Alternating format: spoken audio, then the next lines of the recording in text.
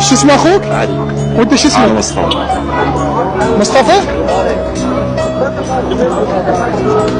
طبعا له صوت زين؟ تمام.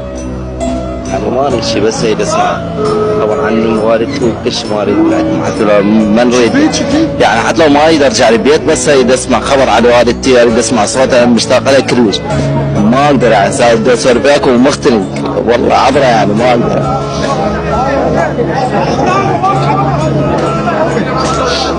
يا رب يفتح خاط.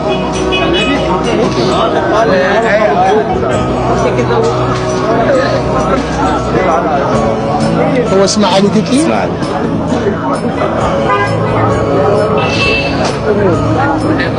زين ما قدرت تروح للكوت؟ ما والله ما قدرت بعد، لان خلافات، لا ما اخاف من عندهم بس خلافات يعني ما اقدر اقبل للبيت بعد، يعني بس اريد اسمع صوت امي صوت والدتي، بس اريد اسمع خبر عنها وكل شيء ما اريد من عندهم، ما اريد ارجع البيت عارف واقع هنا، انا بس اريد اسمع خبر عن والدتي.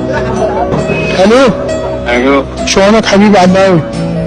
اهلا وسهلا. اقول لك عندك اخوك مصطفى؟ اي. لقينا ببغداد اخوي طاق عمره.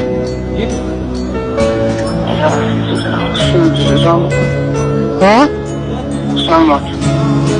انت عندك اخ اسمه مصطفى؟ سلامات. انت غير تسال عليه اخوي سجل ما سال عليه.